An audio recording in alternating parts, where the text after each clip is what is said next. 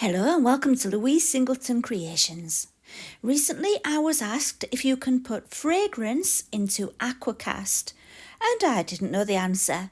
And when I don't know the answer, I have to find out the answer. And so today we're trying putting fragrance into Aqua Cast. Will it work? Won't it work? Well, let's see.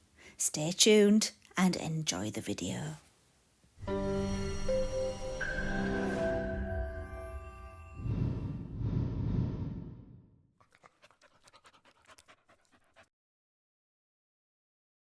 For my Aqua Cast and fragrance experiment, I'm going to be making wardrobe fresheners, as you can see here.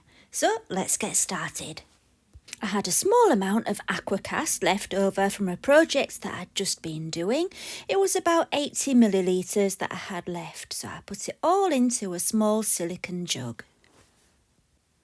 Aqua Cast is an eco resin from Elichem Resins. It's a powder with acrylic polymer added to the powder, so all you need to do is add water. So it's just like the other two-part casting compounds that you will have seen, but you just need water instead of the liquid and powder which you would buy for those. Right, so now I have my 80 millilitres of Aqua Cast in my pot. It's time to add the fragrance. I bought this fragrance for adding to candles, and it's a really beautiful one, and it's from a company called Simply Scented. It's called Persian Rose, and I'm going to add 20 drops with my pipette to the Aqua Cast and give it a mix. And this was a new thing for me, so I wasn't sure if it would be too much or too little, but in my opinion there's only one way to really find out, and it's just to give it a go. I could have done all my research and found someone else that had done this before, but, why not just try, eh?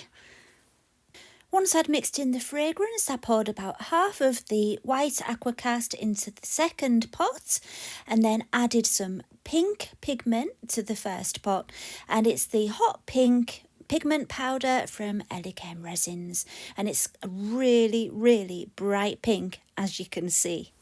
But the thing is, when you're using pigment powders with Aqua Cast or any other casting compound, the finished colour which you get will be fairly muted. So that's the thing with pigment powders.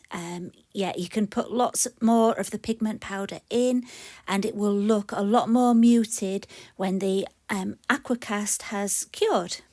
But as you can see, because it's a neon pigment, it's still got a little bit of a punch to it. So I really like that colour. Anyway, I'm going to add that now to the white and just give it the slightest stir. I don't want it to be mixed in with the white. I kind of want it two-tone, almost like a marble effect on my hearts that I'm going to be pouring. The mould I'm using today is from Craspire, and if it's still available, I'll put a link in the video description. I really love this mould, it's so useful, but it's not the best of designs. I find that I have to prop up the edges with a pile of lollipop sticks because it kind of sags at the edges and then it doesn't fill up evenly. So yeah, apart from that, it's a good mould. So I'm just propping up the edges and then I will pour in the Aqua Cast. Aqua Cast has a good long working time.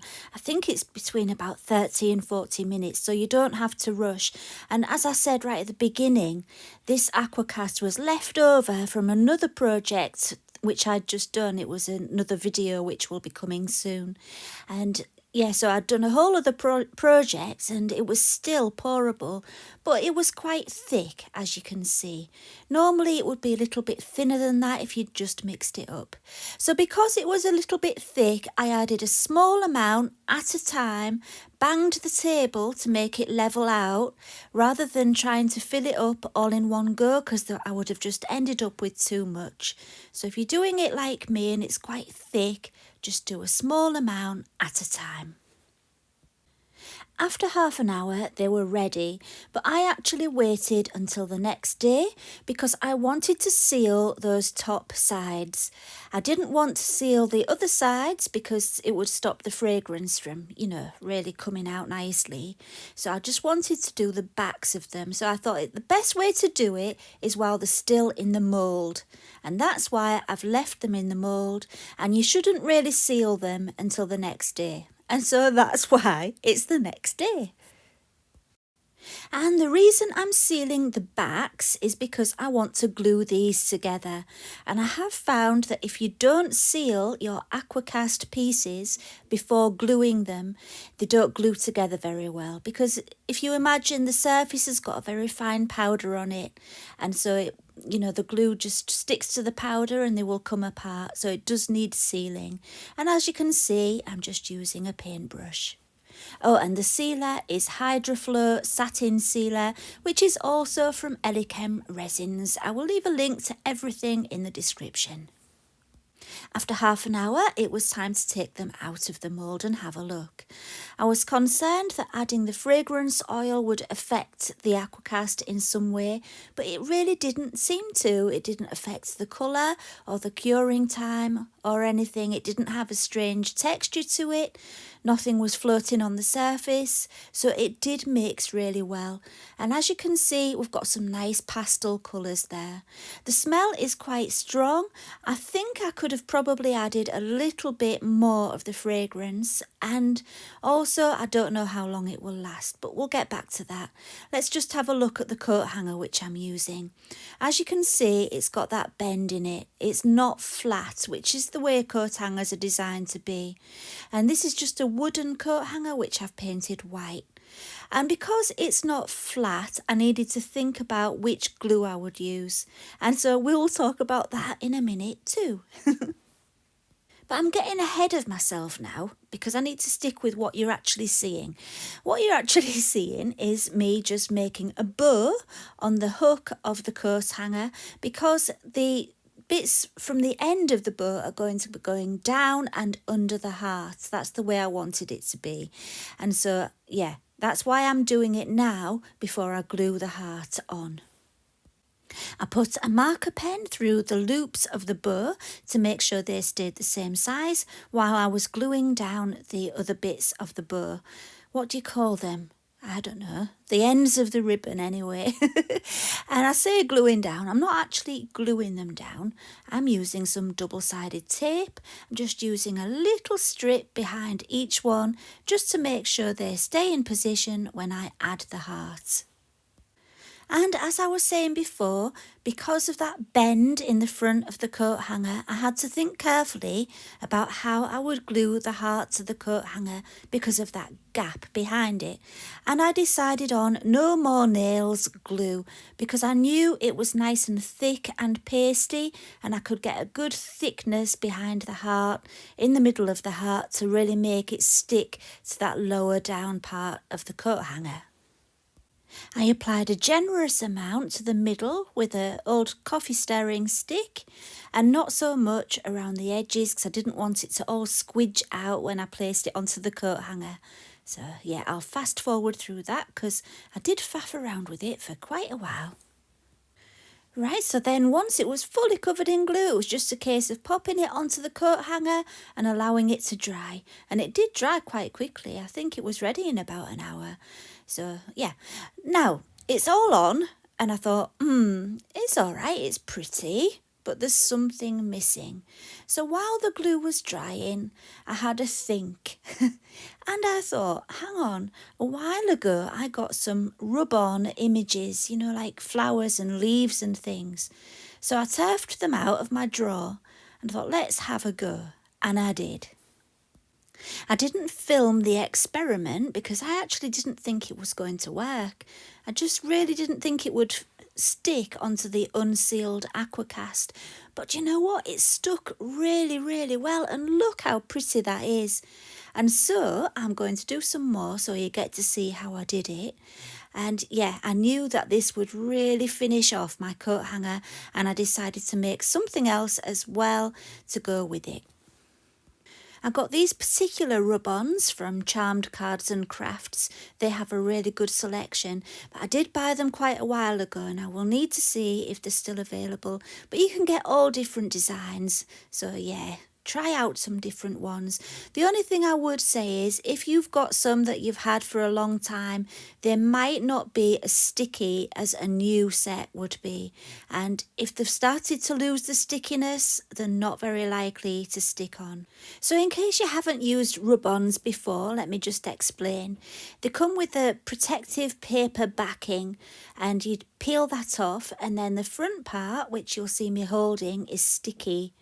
A little bit sticky anyway. The main stickiness is on the actual image because obviously that bit does need to be sticky.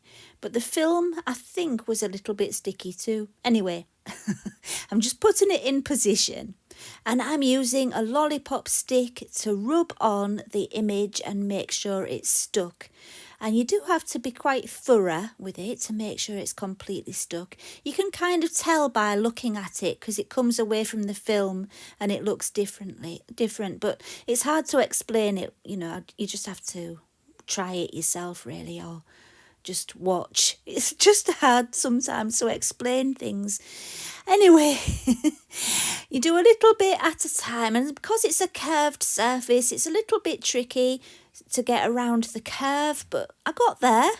And as you can see, it's not that difficult, is it? Didn't take me long. I haven't sped this up.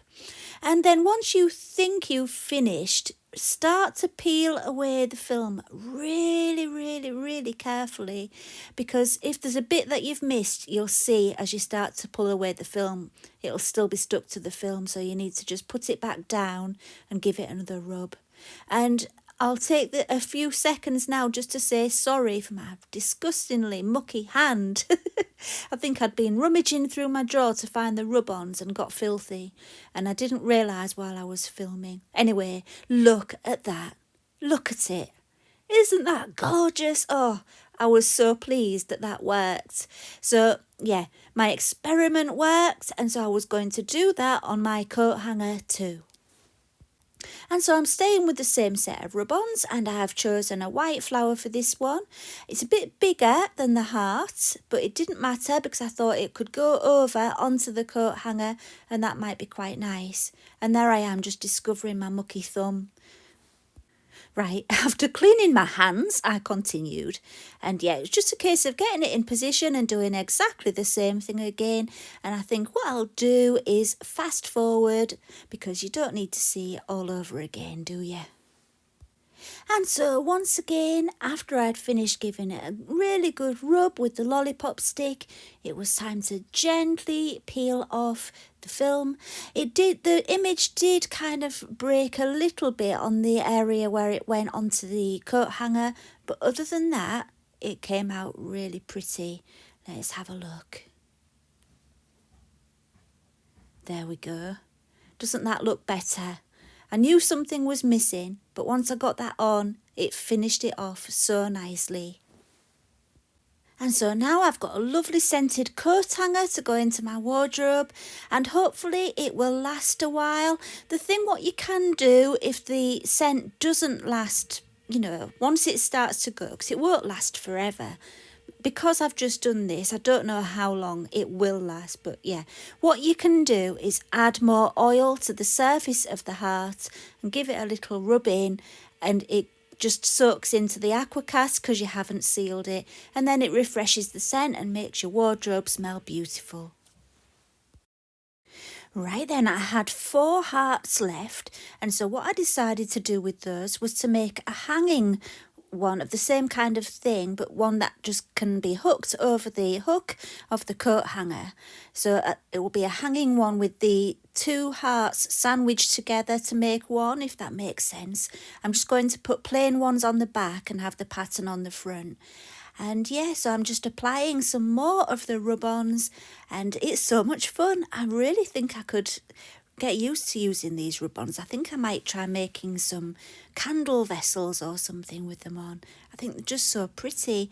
And because they're a rub-on, not a sticker, you don't get an edge. It just blends in seamlessly to the Aqua Cast. So yeah, I'm very, very happy with this discovery. And look at that one, isn't it gorgeous? I really love the butterfly on that one. Yeah, so as I mentioned, the plan for this one was to sandwich the two pieces together with the ribbon in between, and they did fit so beautifully together, but I hadn't thought about the fact that the ribbon in between will add a bit of thickness. So once that was in there, they didn't fit together quite as well, but still, it turned out really nice. All I've done is folded my ribbon in half, given it a knot, so we've got a loop at the top, and then I added a bow over that knot just to make it a bit prettier. Then just added the glue to the two hearts, sandwiched the ribbon in between, and put the hearts together, the fronts onto the backs. And so here it is, all finished. I really like this. I love the way the hearts go together as well. The only thing is that gap around the edge, which you might see in a second as I change the angle. There we go. They look a little bit like macaroons, don't they? Or some other kind of biscuit. Anyway, if you wanted to, you could fill those gaps with some more of the glue or some really thickly mixed Aqua Cast. You know, you don't need to put much water in, you can make a paste with it and you can do it that way. But yeah, I'm really pleased with the finished results. And I can't wait to put them in my wardrobe and see if it makes a difference as I open the door, see if I can smell it. It is one of those things, as I've already said, I don't know how long the smell will last, but at the moment they smell divine. And so I hope you've enjoyed the video. If you haven't already subscribed and you would like to, please do and give me a thumbs up, and I will see you again next time. Thank you for watching and bye for now.